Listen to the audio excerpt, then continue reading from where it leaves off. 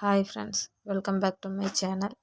நம்ம இன்றைக்கி இந்த வீடியோ எதுக்காக அப்படின்னு பார்த்தீங்க அப்படின்னா, எல்லாருக்குமே கவர்மெண்ட் வேலையில் எப்படியாவது சேர்ந்துடணும் அப்படின்றது ஒரு பெரிய கனவாகவே இருக்கும். ஸோ அதுக்கு நம்மளை எப்படி நம்ம தயார்படுத்திக்கிறது, என்னென்ன நம்மளுடைய தகுதிகளில் எப்படி நம்ம வளர்த்துக்கிறது, நம்ம படிக்கிற சிலபஸை எப்படி நம்ம எக்ஸாமில் கரெக்டாக அப்ளை பண்ணுறது அப்படின்றத தான் நம்ம இந்த வீடியோவில் பார்க்க போகிறோம். ஓகேவா? ஸோ வீடியோவை ஸ்கிப் பண்ணாமல் கடைசி வரைக்கும் முழுசாக பாருங்கள். உங்கள் நண்பர்களுக்கும் இந்த வீடியோவை ஷேர் பண்ணுங்கள். அதுபோக நீங்கள் இப்போ தான் நம்ம சேனலுக்கு புதுசாக வந்திருக்கீங்க அப்படின்னாலும் நம்ம சேனலுக்கு சப்ஸ்கிரைப் பண்ணிவிட்டு கீழே இருக்க பெல் ஐக்கானையும் ப்ரெஸ் பண்ணுங்கள். அப்போ தான் நான் போடக்கூடிய எல்லா வீடியோவுமே உங்களுக்கு நோட்டிஃபிகேஷனாக உடனுக்குடன் கிடைக்கும். ஓகே, வாங்க வீடியோக்குள்ளே போகலாம். இப்போது நம்ம எக்ஸாமுக்கு எல்லாமே ப்ரிப்பேர் ஆகிட்ருப்போம். ஆனால் நம்மளால் அதிகமாக ஸ்கோர் பண்ண முடியாது. எவ்வளோ தான் நம்ம படித்தாலும் நம்மளால் அதை ஸ்கோர் பண்ண முடியாது. நமக்கு இப்போ என்ன பண்ணுறது அப்படின்னா, இப்போ ஒரு டிஎன்பிஎஸ்சி கால்ஃபர் பண்ணுறானா, இல்லை எஸ்எஸ்சி கால்ஃபர் பண்ணுறான், ஏதாவது ஒரு எக்ஸாம் கால்ஃபர் பண்ணுறான் அப்படிங்கிறப்போ அது எக்ஸாமுக்கு நம்ம ப்ரிப்பேர் ஆகணும் அப்படின்ற அந்த ஆர்வம் மட்டும் நம்மக்கிட்ட இருந்தால் போதாது. ஓகேவா? அதை எப்படி நம்ம சரியாக பயன்படுத்தணும். இப்போ இந்த வருஷம் கால்ஃபர் பண்ணுறாங்க அப்படின்னா, இந்த வருஷம் நம்மளுடைய டார்கெட் என்னவாக இருக்கணும்னா, கண்டிப்பாக இந்த வேலையை நம்ம இந்த வருஷத்தில் நம்ம பிடிச்சிடணும் அப்படின்ற ஒரு டார்கெட் நம்மளுக்கு இருக்கணும். ஓகே, உங்களுக்கு அந்த ஆர்வம் மட்டும் இருந்தால் போதாது, அதை எப்படியாவது பிடிக்கணும். அதுக்கு தக்கன திட்டம் தீட்டி அதுக்கு தக்கன நம்ம நம்மளை தயார்படுத்திக்கணும். ஓகேவா?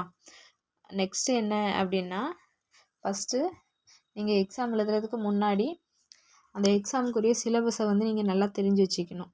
இப்போ ஒரு எக்ஸாம் கால்ஃபர் பண்ணியிருக்காங்க அப்படிங்கிறப்போ அந்த எக்ஸாமுக்கு என்ன சிலபஸ், அதை நம்ம எப்படி படிக்கணும், எப்படி புரிஞ்சு படிக்கணும், உங்களுடைய டைமை வேஸ்ட் பண்ணாமல், நேரத்தை வீணாக்காமல், உங்களுடைய நேரத்தை நீங்கள் அதில் செலவழிக்கும்போது அதை யூஸ்ஃபுல்லாக நீங்கள் அந்த சிலபஸை நீங்கள் படித்து முடிக்கணும். அப்போது நீங்கள் மனப்பாடம் பண்ணுற மாதிரி இருக்கக்கூடாது.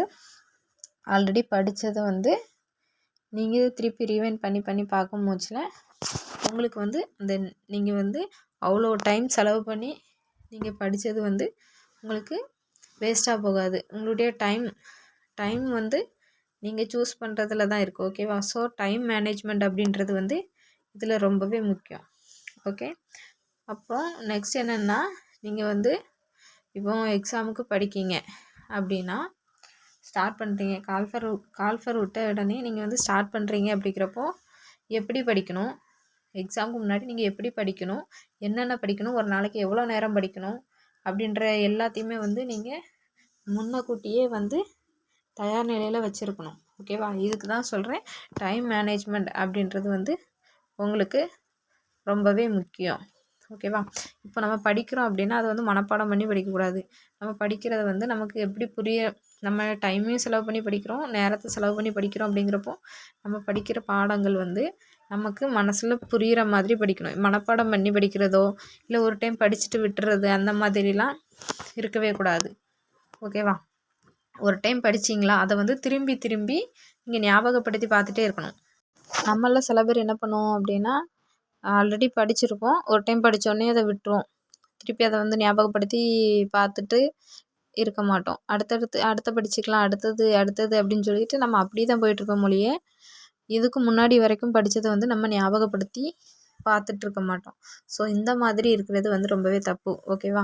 நம்ம அப்பப்போ நம்ம படித்ததை ஒரு டைம் படித்ததோடு விடாமல் அப்பப்போ நம்ம ஞாபகப்படுத்தி பார்த்துட்டே இருக்கணும். ஞாபகப்படுத்தி பார்த்துட்டு இருக்கும்போது நமக்கு என்ன கிடைக்கும் அப்படின்னு பார்த்தீங்க அப்படின்னா, இம்பார்ட்டன்ட் நோட்ஸ் எல்லாமே, இம்பார்ட்டன்ட் பாயிண்ட்ஸ் எல்லாமே நம்மளுக்கு ஞாபகத்துக்கு வரும். அப்போவே நமக்கு தெரிஞ்சிடும் எதெல்லாம் முக்கியமான டாபிக் அப்படின்றது. ஓகே, நெக்ஸ்ட் என்னென்னா, ப்ரீவியஸ் இயரில் உள்ள கொஸ்டின்ஸ் இருக்குல்ல, இது போன வருஷம் கொஸ்டின்ஸ், அதுக்கு முந்தின வருஷம், அந்த மாதிரி ப்ரீவியஸ் இயர்ஸ் கொஸ்டினில் உள்ள இம்பார்ட்டன்ட் கொஸ்டின்ஸை தேடி நீங்கள் படிக்கணும். அந்த மாதிரி ப்ரீவியஸ் இயர் கொஸ்டின்ஸை வச்சு மட்டுமே நீங்கள் நிறைய மார்க் எக்ஸாமில் நீங்கள் எடுக்கலாம். ஓகேவா? அதுபோக நம்ம பாஸ் ஆகிருவோமா, எக்ஸாமில் நிறைய மார்க் எடுத்துருவோமா, அந்த மாதிரி நெகட்டிவ் தாட்ஸ்லாம் நம்ம மைண்டில் இருக்கவே கூடாது. ஓகே, நீங்கள் ப்ரிப்பேர் ஆகுறீங்க அப்படின்னா கண்டிப்பாக இவ்வளோ மார்க் வந்துடும், இந்த டைம் வந்து நாம் வேலையில் ஜாயின் பண்ணிடலாம், இந்த டைம் நமக்கு ஜாப் கிடச்சிரும் அப்படின்ற ஒரு இதில் இருக்கணும். ஓகேவா? அவங்களுடைய மைண்டு வந்து அதில் மட்டும்தான் இருக்கணும். நம்ம ஜெயிச்சிருவோம், கண்டிப்பாக எக்ஸாமில் பாஸ் ஆகிரும், நமக்கு இவ்வளோ மார்க் வந்துடும், நம்ம இவ்வளோ படிச்சிருக்கோம் அப்படின்றப்போ நமக்கே வந்து ஒரு கான்ஃபிடென்ட் வந்துடும். ஓகேவா? ஸோ எந்த விதமான டென்ஷன் எதுவுமே இருக்க வேண்டாம். நீங்கள் வந்து ஃபுல் அண்ட் ஃபுல் உங்கள் மேலே உள்ள அந்த நம்பிக்கையை இது பண்ணி நீங்கள் வச்சுக்கலாம். சிலருக்கு பார்த்தீங்க அப்படின்னா நல்லா படிச்சிருப்பாங்க, ஆனால் என்ன ஒன்று எக்ஸாமில் போனால் எக்ஸாம் ஹாலில் வந்து அந்த டென்ஷனு அந்த மாதிரி டென்ஷனாக இருக்கும் பட்சத்தில் வந்து அவங்க வந்து ஸ்டடி மைண்டாக இருக்காது. ஓகே, ஸோ அப்போ வந்து சில குழப்பங்கள் வரும். ஆன்சர் இதுவாக இருக்குமோ அதுவாக இருக்குமோ அந்த மாதிரி இருக்கும். அந்த மாதிரி எந்த விதமான குழப்பமுமே நம்ம மைண்டில் இருக்கக்கூடாது. நம்ம எக்ஸாமுக்கு ப்ரிப்பேர் ஆகிறதுக்கு ஆரம்பிச்சிட்டோம் அப்படிங்கிறப்போ தெளிவாக இருக்கணும். ஆப்ஷன்ஸ் எதையுமே வந்து நீங்கள் மைண்டில் ஏற்றிக்கூடாது. ஒரு கொஸ்டின் இருக்குது அப்படின்னா அப்போ இதுதான் ஆன்சர் அப்படின்ட்டு அதை வந்து கரெக்டாக நீங்கள் கொடுக்கணும். ஓகேவா? அதுபோக இப்போ ஒரு கொஸ்டின் இருக்குன்னா அந்த கொஸ்டினுக்கு இதுதான் ஆன்சர் அப்படின்னு சொல்லி நம்ம கொடுத்துட்றோம். ஓகே, அதை வந்து ப்ரெசன்டேஷன் ஒன்று இருக்குது. அதை வந்து நம்ம இப்போ ஃபஸ்ட்டு ஒரு கொஸ்டினுக்கு ஆன்சர் இதுதான் அப்படின்னு சொல்லி நம்ம ஃபிக்ஸ் பண்ணிட்டோம் அப்படின்னா அதுக்கப்புறம் மறுபடியும் கொஞ்ச நேரம் கழித்து நம்ம திருப்பி பார்க்கும்போது ஐயோ இல்லை அது தப்பான ஆன்சரு, நம்ம திருப்பி இதுதான் கரெக்டான ஆன்சர் அப்படின்னு சொல்லி நம்ம திருப்பி இது பண்ணும்போது அந்த அடித்தல் திருத்தல் வந்து அதில் வந்து இருக்கும். ஸோ அது வந்து பேப்பரை வந்து கரெக்ஷன் பண்ணுறவங்களுக்கு வந்து பார்க்குறதுக்கு கொஞ்சம் இதாக இருக்கும். ஸோ நம்ம ப்ரெசன்டேஷன் பண்ணுறது வந்து ரொம்பவே முக்கியம். ஓகேவா? ஓகே, இந்த வீடியோ உங்களுக்கு யூஸ்ஃபுல்லாக இருக்கும்னு நம்புகிறேன். ஸோ எனக்கு தெரிஞ்சதை வந்து நான் அந்த வீடியோவில் உங்களுக்கு ஷேர் பண்ணியிருக்கேன். ஸோ இந்த வீடியோ உங்களுக்கு பிடிச்சிருந்தா லைக் பண்ணுங்கள், ஷேர் பண்ணுங்கள், கமெண்ட் பண்ணுங்கள்.